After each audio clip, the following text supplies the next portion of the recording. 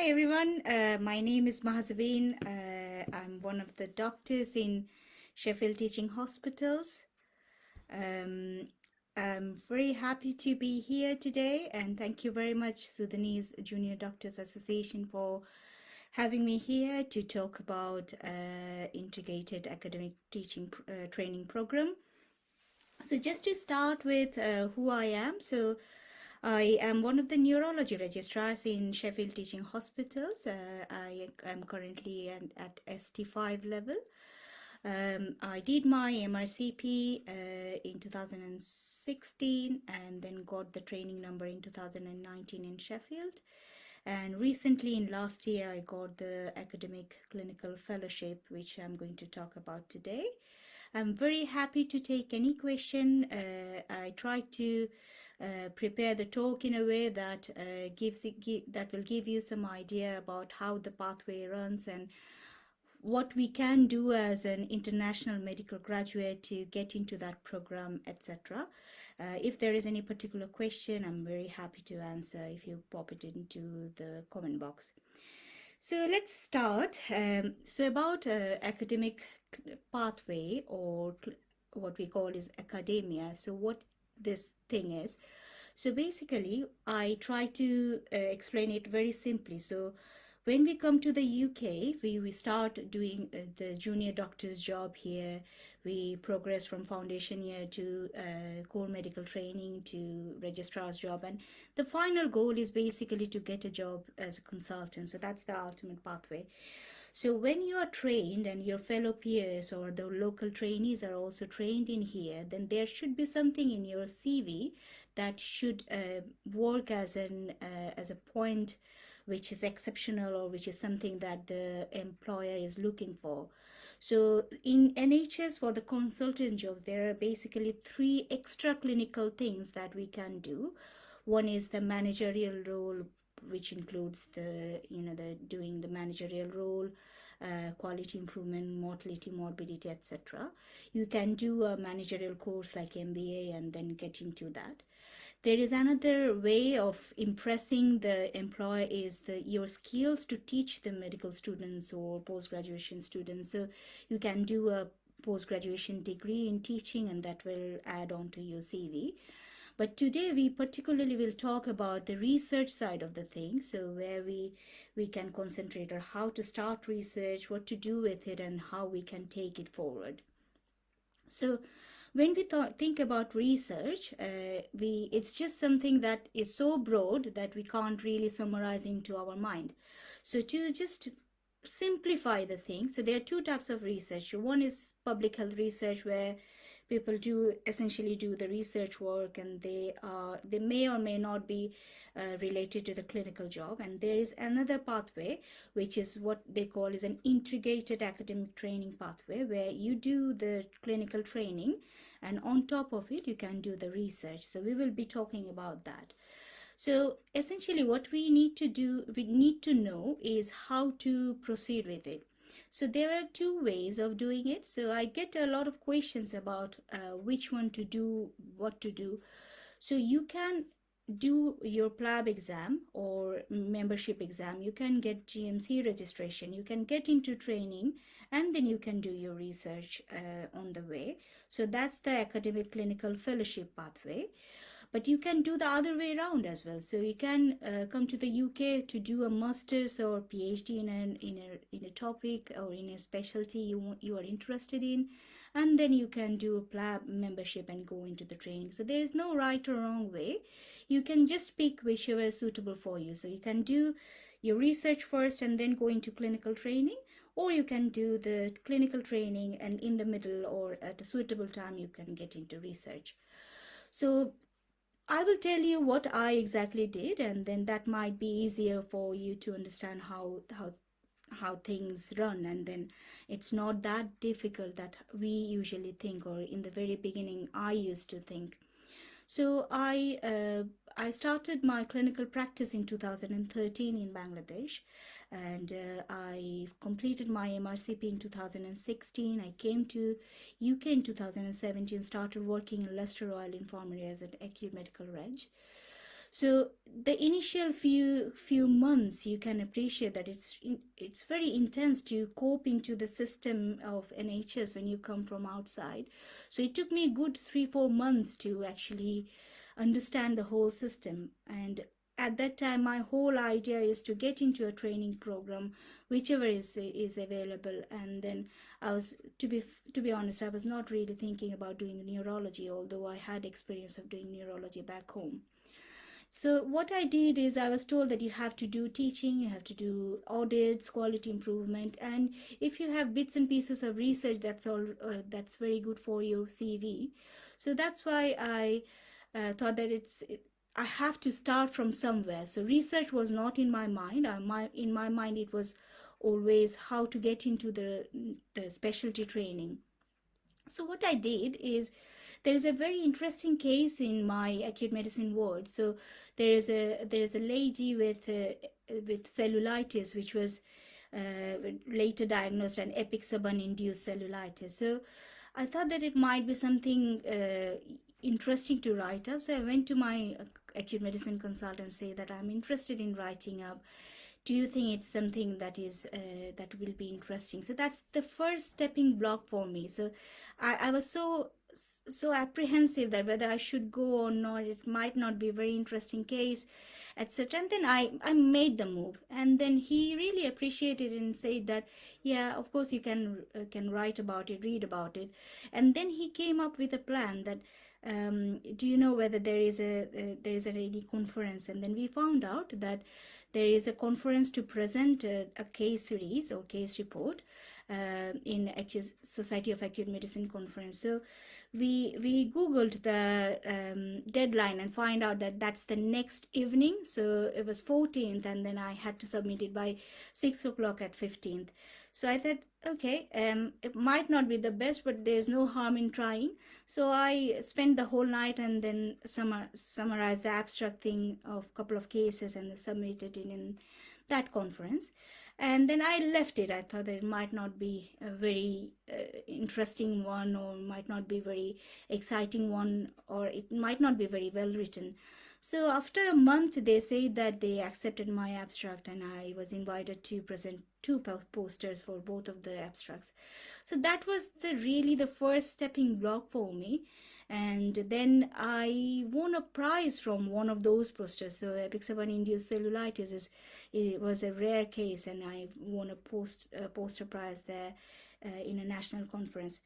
So that was the time when I realized that I really enjoy these writing cases or reading up new research articles. So why don't I just try it? And I had no idea about this academic clinical pathway at that time when I started.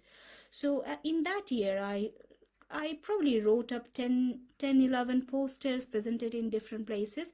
But as I say, that my whole focus was to secure a training job, nothing related to research, no idea about academic pathway.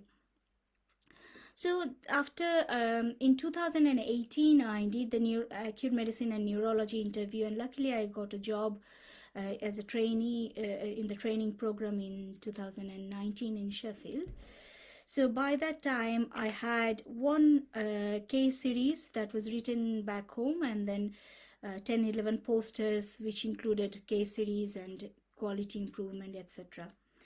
So I had a look at the circular for academic clinical fellow at the time. I had little idea by the time I got into training, but I didn't have the courage to apply for it because I thought that my CV will not be enough for it. So then I got an opportunity which really I'd like to mention. So I had a poster to present in US, in Philadelphia, and then I applied for a travel fellowship in Sheffield, and then it was a fellowship that was reviewed by the academic persons in Sheffield Teaching Hospital. And then one day, one of my consultant, who is my supervisor, my academic supervisor, he asked me he said that he reviewed my CV, he was very impressed with it, and whether I want to work with him. And I was so surprised, and I was so happy with it. Then I said that, yeah, of course I want to work with you. And then he said that why don't you try and apply for academic clinical fellowship? And then I said, okay, I will do it. And then I had a look at the internet, and it requires lots of things which I will simplify later in my talk. So then I applied for it this year, because it took me a while to settle down in neurology. It's a new specialty, it's a different kind of specialty. So it took me about a year to settle down in the clinical practice, and then I became more confident in clinically and both in the research work. And I thought I might need some time to get into the whole research thing. Then last year COVID came. I was still dubious about doing the research work, whether I really want to go ahead, because it's a big commitment. So then last year in October time, there was a circular for NIHR academic clinical fellowship. So by that time, again, I had one case series, one literature review, few abstracts, and few posters, and some of the audits at the time. I didn't have any master's or PhD at all. So that was bugging me inside, that whether I have enough research, or shall I go ahead. Then my supervisor, again being extremely kind and generous, and say that why don't you just try. So that's when I applied for it. So I will summarize the whole process in 3 points. So the first is how you do the application. Second is how do you deal with the interview, and the third is what will you do at the end of when you get a job, or if you don't get a job. So the first thing came up is the NIHR academic clinical fellowship application starts from October in a year, and that's one application. That's the round one. And then you have a deadline in November time, and essentially what you get in this particular job is it will not lengthen the whole period of training. So you will be training for 5 years, whichever specialty you are. You will be given 25% every year of dedicated research time. So say, for example, in a 12-month period, you are allowed to get 3 months of research period where you will not be liable to do or responsible to do any clinical work. You can take the whole period 9 months in one go, or you can take 3 months every year. We can take 1 day every week. So it's quite flexible, and it's really very comfortable way of finding out your niche area where you really want to work. So that's when I started working on my application. So there are a few things I learned while doing this application, really. So it's a very, very interesting experience. So I used to write a lot of things in my application previously, but then my supervisor reviewed my application, and he said that why don't we just try to be very specific what the point we want to get across. So then I summarized everything in bullet points. So whichever posters I did, which is more relevant with my application, I put it in the top, and then gradually put things in the bottom. Teaching and audits are also important. So there are some blogs you will have to write about your teaching experience. So if you have done any teaching course, that's something very important. If you train or if you work as a teacher for medical students, like the way here in neurology we have to teach medical students, and I used to work as a mentor for phase 2B and phase 4 students, so I added all of these as my experience. And then they ask about your research experience, and then I have written whichever research experience I did so far.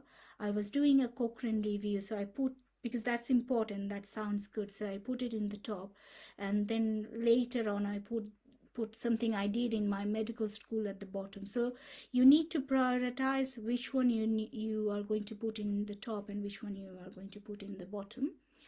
And then they ask about your extra medical or extracurricular activity. I got a very good feedback about this. So do not feel shy about writing. If you do some charity work somewhere, then definitely put it as an extracurricular activity. Like I run a charity back home in Bangladesh. I wrote about it. I run a medical group or post-graduation group in the Facebook, and I have a website. I wrote about it, and they actually mentioned all of this. So these are your exceptional points, so it might make your CV better than others. So do not feel shy about writing about them, because overall they assess you as a person and a candidate rather than just a professional person. Now, then they ask about your research planning, so what you're going to do. So that's where you need a supervisor. So in this period you need to find someone who can actually give you some project, or you can do your work with a supervisor who is probably eminent in your field, or someone who is very supportive. So I am very lucky to have someone who is extremely supportive and very eminent in the field I am doing research with. So that person is the person who you will be reporting to when you are doing your SEF blog. So think about this about with a good time ahead, and think about a project. You don't necessarily need to know a lot about your project, just an outline that you want to do this in 9-month period, and that will lead on to some other fellowships. So just an outline, and just have a very clear idea in your mind whenever you write in the application, because this application is very important. They will assess your application on a scale of 28 points, and then the more you score in that 28 points, the better you get the chance to actually sit for the interview. So think about a project before you apply for it. And then finally they will ask about your vision. So by your vision, they think about the person, the place, the project, and overall how you lead on to this in terms of getting a PhD. So I wrote about the person I'm doing the research with, so it's a very brief idea what I'm trying to do with him. And then I have written about the place. So Sheffield is known for neurodegenerative conditions and the research related to it. So I showed that I have idea what sort of research Sheffield is offering. So that's another important point. So you need to know that the area you're choosing is the area, or the particular research center has got everything that you need for your project. So that's also important. So write a brief 1-2 liner about the center, so that they know that you know your business, and you know that the place also can provide this necessary support for you.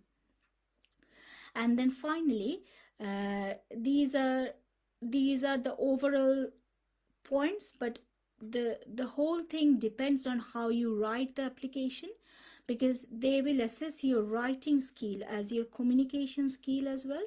So make sure that you don't make any typos, you don't make any irrelevant or just an incoherent idea in those boxes. So it has to be something very nicely summarized, nicely tied up with one line with the other, and then you summarize everything in the last box to give them an idea that you are a very good candidate. So this is about the application. There are few people asked me about the visa issues. So I am doing a clinical fellowship in tier 2 visa, so that's not a problem as long as it is sponsored by Health Education of England. So this NIHR academic clinical fellowship is a joint venture with NIHR and Health Education of England. So you don't necessarily need to change your tier 2 visa, so that's not a problem. So that's overall the application part of the thing. And then let's talk about the interview. So I didn't have much time to prepare, because I was at the same time was preparing for specialty certificate exam in neurology, which thankfully I passed at the same time. So I had about 10-15 days to prepare. So I will tell you what I exactly did. So the interview is very structured. So you just need to know what questions you will be asked, and you will get all the information from NIHR website. So I will put that into the comment box so that you can easily get an idea. It's a very elaborate summary of what you will be asked, what points you will be getting from the interviewers, which question has better weightage, etc. So it's very useful resource. So I will just put it into the comment box for you. Now, um, essentially it has got two parts. So the first part, they will give you a paper as a scientific abstract or scientific paper or a table to interpret your idea about a particular research. So I got something about COVID and then use of masks and hand sanitizer, etc.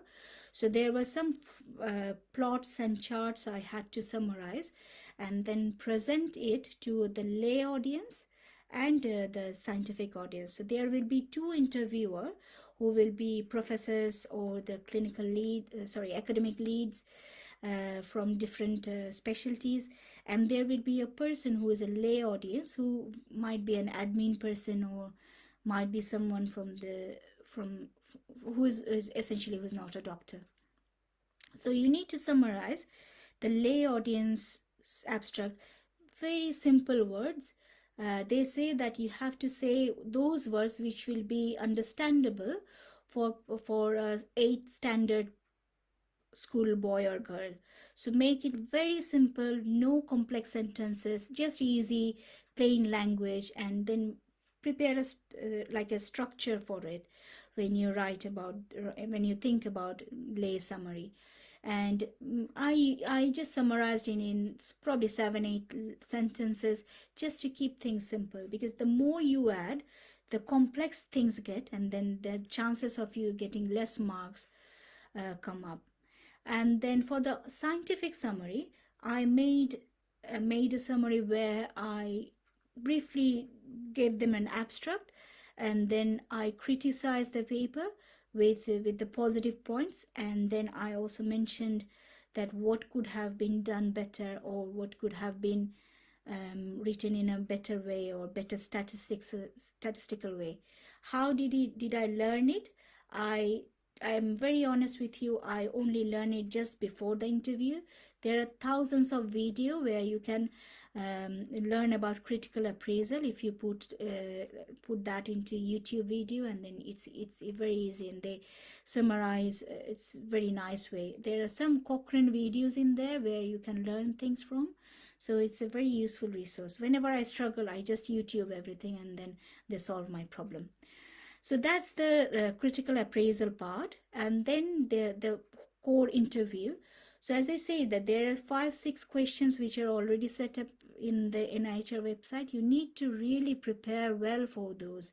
So you need, what I did is I did put those questions, and I have written my answers to all of those questions, and then I practiced in front of my friends or husband, or even in front of the mirror. Because if you think that you know the answer, it's not the end of the world. So you need to actually present it.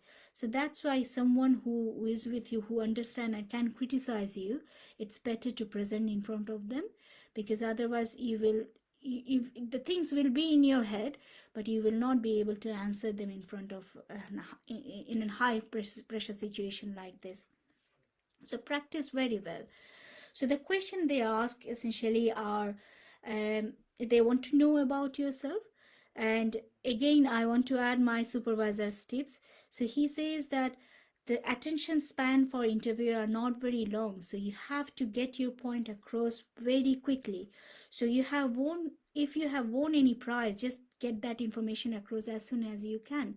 If you have done any interesting research, you need to put that in the top of your answer, just to make like a explosion. Start with an explosion, and then you fill the gaps with your other answers.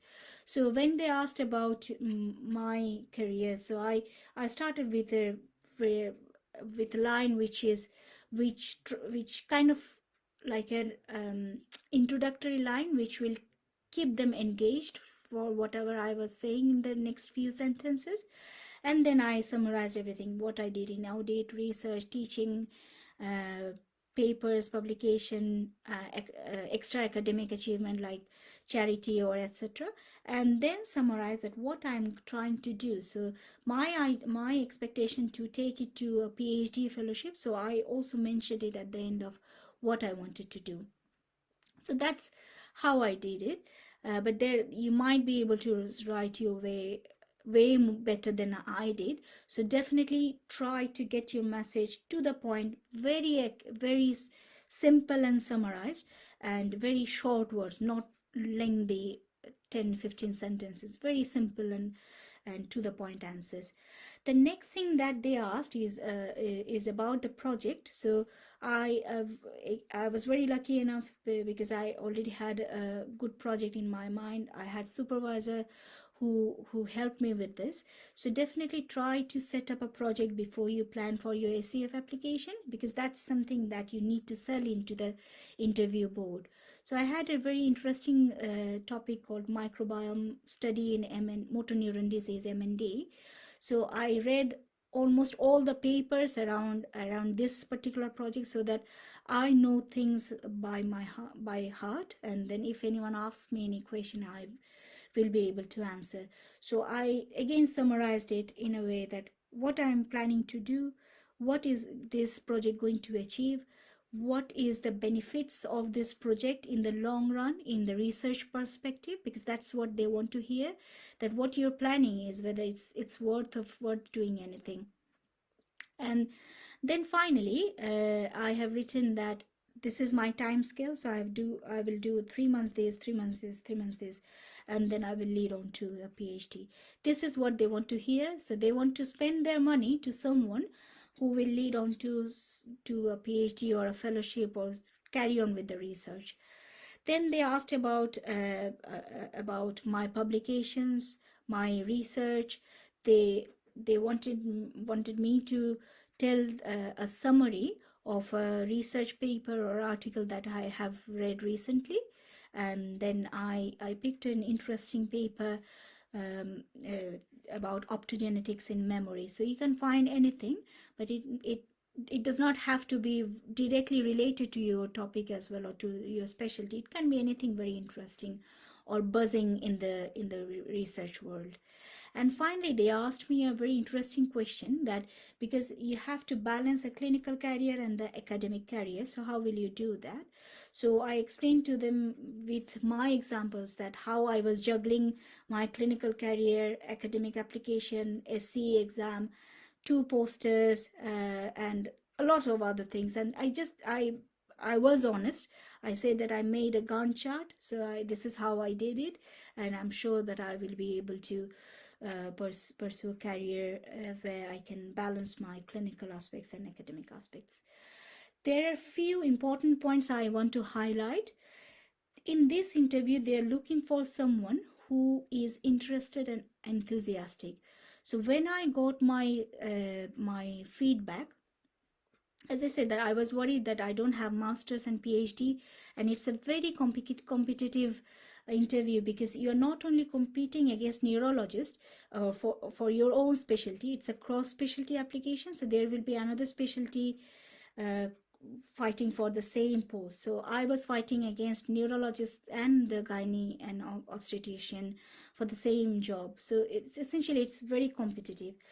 But what they want to look at is whether you have the potential. You don't need to do all the things done already, but you need to show that you have potential. I always try to follow this rule, that however nervous I am, I try to be as composed and as confident in front of the interview panel, because they are looking for someone who is able to deal with the pressure. So that's another tips. And the third thing that's probably the most important thing is practice, because if you know the answers in your head and you practice it well, there's less chance that you will fumble in front of the interviewer in a pressure situation. By all means, try to practice as much as you can, and then you will be fine. Read about the articles that you want to do in your project, and then that will be really helpful. Finally, That's my entire experience. So to summarize what I have said, that I didn't have any prior primary research experience. I didn't have any masters or PhD. All I had a lot of posters, publications, and audits, teaching experience, all of them. And I tried to show that I have the potential, and then if I get the opportunity, I will lead on to it. So that's all they want to look at. There is a myth before I started doing it that international medical graduates do not get the job of ACF. That's a myth, and you can certainly try this. It's a very good opportunity. It will provide you a set time for your own research, and then you can lead on to PhD.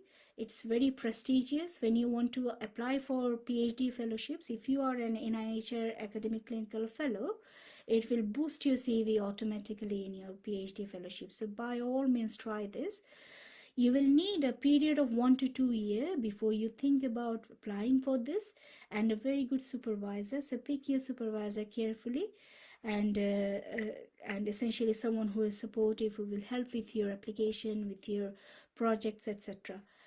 And lastly, the there are a few summarizing points, but I want to emphasize that if you have research interest, try to do try to opt for this academic training. If you already have a PhD, you can still apply for academic clinical fellowship. There is no problem with it. And then this academic clinical fellowship, the pathway goes to what we call is a clinical lecturership.